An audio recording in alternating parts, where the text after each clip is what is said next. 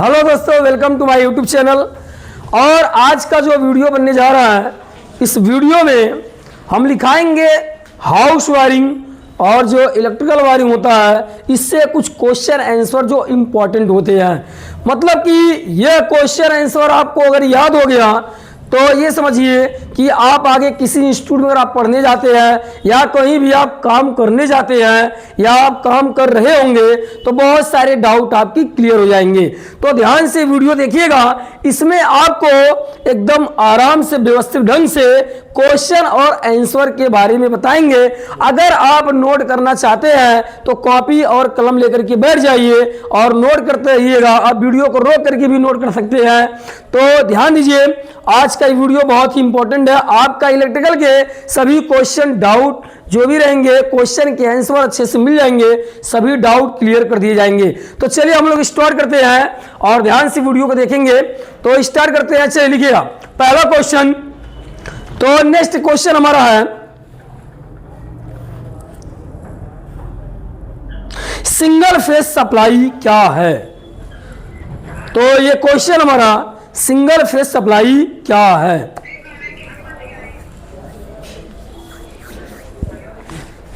Single phase supply क्या है। तो लिखेंगे इसमें आंसर, एक फेज और एक न्यूट्रल वाली सप्लाई, एक फेज और एक न्यूट्रल वाली सप्लाई, एक फेज और एक न्यूट्रल वाली सप्लाई सिंगल फेज कहलाती है। सिंगल फेज कहलाती है। अगला क्वेश्चन लिखेंगे, थ्री फेज सप्लाई क्या है। थ्री फेज सप्लाई क्या है।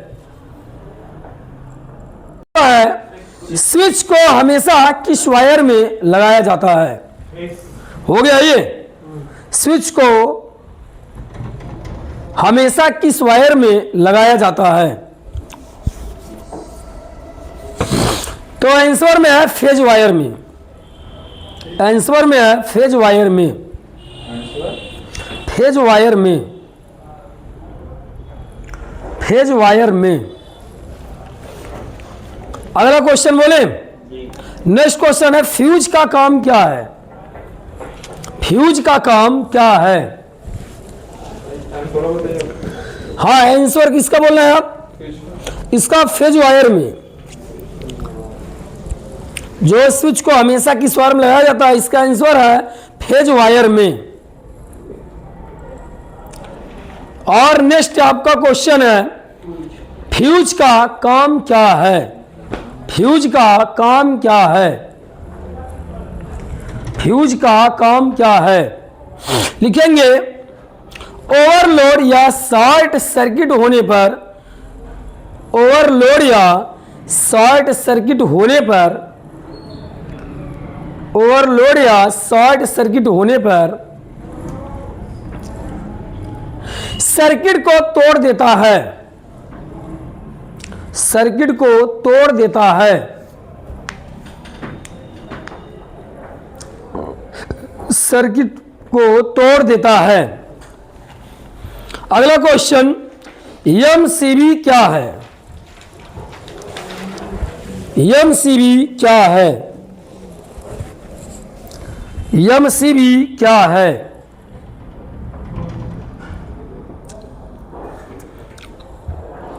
आंसर में लिखेंगे, एमसीबी का full form,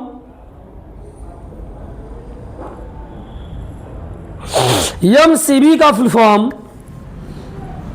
miniature circuit breaker. Miniature circuit breaker होता है। इंग्लिश में ना लिख पाए तो हिंदी में लिख लीजिए, miniature circuit breaker. Miniature circuit breaker. Miniature circuit breaker जो ऑटोमेटिक तरीके से, जो ऑटोमेटिक तरीके से, ऑटोमेटिक तरीके से सर्किट बंद कर देता है। जो ऑटोमेटिक तरीके से सर्किट बंद कर देता है, जो ऑटोमेटिक तरीके से सर्किट बंद कर देता है। क्या कर देता है? सर्किट को बंद कर देता है। ठीक, तो जैसे हमारी जो एमसीबी होती है तो उसमें देखेंगे आगे ऐसे लगा होता है खटका उठाने वाला। तो होता क्या है कि ज़्यादा लोड पड़ गया तो इसके पहले आपको हम बताए हैं कि जो एमसीबी होती है, स्विच होता है, फ्यूज होता है, तो ये सारी चीज़ें जितनी लगी होती है वायरिंग में कंट्रोल करने के लिए, तो ये सब एम्पियर में होते हैं। किसमें होते हैं? तो एम्पियर में होते हैं। अब एम्पियर जो होता है ये होता है कि लोड, मतलब कि जो लोड पड़ रहा सिस्टम पर, उस लोड को मापने के लिए, तो उस लोड को हम ऐसे तो माप सकते नहीं है, तो उस लोड को मापने के लिए एम्पियर का प्रयोग किया जाता है। इसलिए जो भी कंट्रोलिंग डिवाइस होते हैं, एमसीबी स्विच और ये क्या बोलते हैं फ्यूज, ओवरलोड, ये सारी चीजें लगी होती है क्या? एम्पियर लोड पर। किस पे लगी होती है? लोड पर, मतलब कि लोड को थामती है कि नहीं। तो जितने भी होते हैं सबका एम्पियर अलग अलग होता है, मतलब सबकी क्षमता अलग अलग होती है। तो अगर एमसीबी 25 एम्पियर का है और उस पर लोड आप जो है दे देते हैं 30 एम्पियर का, 32 एम्पियर का, ऐसा लोड दे देंगे तो एमसीबी ऑटोमेटिक क्या होगा? सर्किट को तोड़ देगा, मतलब कि सप्लाई कट जाएगी। ठीक, उसके बाद फिर उठाएंगे, चालू हो गया, लेकिन उसके बाद फिर भी वो गिर जाएगा, क्योंकि एमसीबी का जो कैपेसिटी है, एम्पियर है, वह सिस्टम के लोड से कम है। तो सिस्टम जैसा होता, मतलब जितने लोड का सिस्टम है उसी हिसाब से एमसीबी का प्रयोग करते हैं। तो जैसे मान लिया हमारी एसी अगर 1.5 टन की एसी है तो उसका स्टार्टिंग एम्पियर लगभग 15-16 एम्पियर के आसपास जाता है और रनिंग एम्पियर 6-7 एम्पियर होता है। तो जो स्टार्टिंग एम्पियर है जो आपका 15-16 एम्पियर से गया है तो उससे बढ़ करके लगाते हैं, मतलब कि उससे आप जो है क्या करेंगे कि 6-7-8 एम्पियर बढ़कर लगाएंगे, मतलब 25 एम्पियर का। क्या एम्पियर का? तो जब हम 25 एम्पियर का लगा देंगे तो लोड जब पड़ेगा एमसीबी पर तो इससे क्या होगा कि एमसीबी 16-17 एम्पियर, 15-16 एम्पियर गया, तो अगर और बाय लोड पड़ेगा तो वही लोड बढ़ जाएगा। अब वो बढ़ेगा तो 25 के ऊपर कराने की कोशिश करेगा और जैसे 25 के ऊपर गया वैसे तुरंत सर्किट तोड़ देगा, मतलब कि एसी हमारी बंद हो जाती है। आया बात समझ में? और ये भी लोड देखना होता है कि हमारी एसी अगर लोड मतलब कि और 16-17 एम्पियर जा रही है तो हमने 25 एम्पियर लगाया। अब यहाँ पर इससे ज़्यादा लोड का अगर एमसीबी लगा दिए, मतलब 32 एम्पियर का, तो इससे दिक्कत ये आएगी कि आपके जो है घर में शॉर्ट सर्किट हो जाएगा, आपके एसी में शॉर्ट सर्किट हो जाएगा, लेकिन एमसीबी नहीं गिरेगा। और एमसीबी लगाए क्यों है? ताकि लोड पर ये गिर जाए और आगे नुकसान होने से बच जाए। चलिए अब नेक्स्ट क्वेश्चन लिखते हैं। तो नेक्स्ट क्वेश्चन आपका है एमसीबी और फ्यूज में क्या अंतर है? एमसीबी और फ्यूज में क्या अंतर है? एमसीबी और फ्यूज में क्या अंतर है? पूछ। एमसीबी और फ्यूज आंसर लिख रहा है?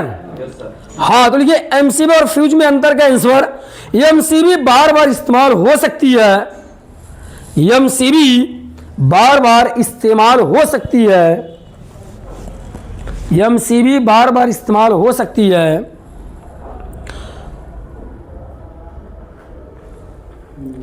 फ्यूज बदलना पड़ता है, फ्यूज बदलना पड़ता है, फ्यूज बदलना पड़ता है। देखिए आप लोग अपने घरों में ही देखे होंगे या हम लोग जो है पीसीबी में फ्यूज देखते हैं, तो यहाँ घर में जो लगा होता है तो होता क्या है कि फ्यूज जो पथरी वाली फ्यूज होती है अगर एक बार उड़ गई तो फिर दोबारा ऑटोमेटिक थोड़ी चालू होगा, उसे निकाल करके फिर हमें उसमें जो वायर लगाना पड़ता है। या हमारे जो पीसीबी में फ्यूज होता है, जैसे अभी ये पीसीबी है, अब यही में जो फ्यूज होता है, अभी फ्यूज एक बार उड़ गया तो क्या इस फ्यूज को हम फिर दोबारा जो है ऑटोमेटिक को कुछ कर सकता है? नहीं। तो ऑटोमेटिक अपने से वो कुछ नहीं कर पाएगा, समझ में? और या हम ऐसा भी नहीं कर सकते हैं कि उसको ऐसा खटखट का लगा उठा दे, इसमें कुछ उठा सकते हैं? बोलिए बोलिए बोलिए क्या करें आप? पीसीबी है ना ये पीसीबी है, इन्वर्टर एसी की आउटडोर का पीसीबी है। तो फ्यूज पढ़ा रहे तो फ्यूज यहाँ पर दिखा रहे हैं हम, ठीक है। तो वही चीज़ होता है कि जी ये छोटे फ्यूज होते हैं, शीशे वाले फ्यूज होते हैं, ऐसे फ्यूज होते हैं, या वही फ्यूज हो गया जो पथरी वाला जो भी फ्यूज है। तो फ्यूज जितने प्रकार के होते हैं, उस फ्यूज को एक बार सर्किट तोड़ दिया, एक बार जल गया, तो उसे हम दोबारा, उसमें ऐसा कुछ नहीं है कि हम खड़का उठा दे या बटन दबा दे या ऐसा कुछ कर दे कि वो ऑटोमेटिक चालू हो जाए। क्या ऐसा होता है? ऐसा कुछ नहीं है। आपको वहां पर उसे रिपेयर करना पड़ेगा, मतलब निकाल करके फ्यूज दूसरा लगाना पड़ेगा। और जो फ्यूज लगाएंगे वो जितने, मतलब जितना लगा था वायर जितना पतला, उसी हिसाब से आपको लगाना पड़ेगा। और एमसीबी जो होगी, एमसीबी क्या होगा, जैसे ही ओवरलोड हुआ, लोड ज़्यादा पड़ा, वैसे ट्रिप हो गया, फिर जाके उठा दिए। तो एमसीबी में क्या आसान एकदम, ये एमसीबी में आसान हो गया है। चलिए नेक्स्ट लिखिए। नेक्स्ट क्वेश्चन लिखेंगे, शॉर्ट सर्किट क्या है? शॉर्ट सर्किट क्या है? शॉर्ट सर्किट क्या है? इसका आंसर लिखेंगे, फेज और न्यूट्रल आपस में मिल जाए तो, फेज और न्यूट्रल आपस में मिल जाए तो, फेज और न्यूट्रल आपस में मिल जाए तो शॉर्ट सर्किट होता है। फेज और न्यूट्रल आपस में मिल जाए तो शॉर्ट सर्किट होता है।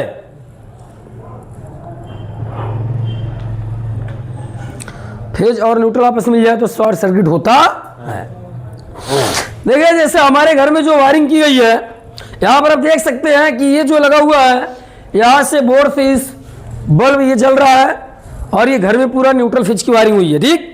अगर यहां पर ये दोनों वायर आपस में शॉर्ट हो जाए, क्या हो जाए, ये अक्कड़ की आपस में जुड़ जाए, तो अगर ये न्यूट्रल फेज आपस में शॉर्ट हो जाएगा तो तुरंत क्या होगा कि जो एमसीबी हमारे घर में लगी होगी, एमसीबी तुरंत ट्रिप हो जाएगा। फ्यूज लगा रहेगा तो फ्यूज उड़ जाएगा। आया बात समझ में? तो न्यूट्रल और फेज, सावधानी रहे कि न्यूट्रल फेज कहीं पर शॉर्ट होने ना पाए। तो कभी कभी देखिए कहते हैं कि घर में ये बल्ब जल गया, वो पंखा जल गया, लाइट ऐसी है, ये हो गया।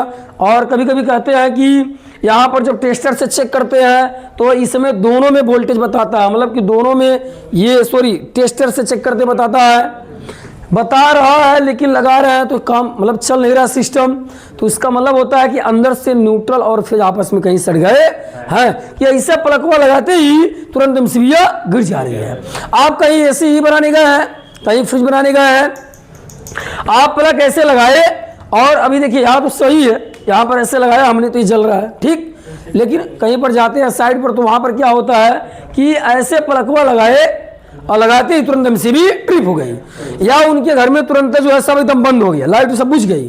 तो इसका मतलब है कि जो एसी का लीड वायर है, जो पावर केबल है, वह पावर केबल कहीं शॉर्ट होगा, या एसी में जो ये पीसीबी लगी होती है, ये पीसीबी कहीं खराब होगा, शॉर्ट मतलब न्यूट्रल फेज इसमें आपस में सटा होगा, या फिर जो है और जहाँ कनेक्टर है वहाँ पर सटा होगा।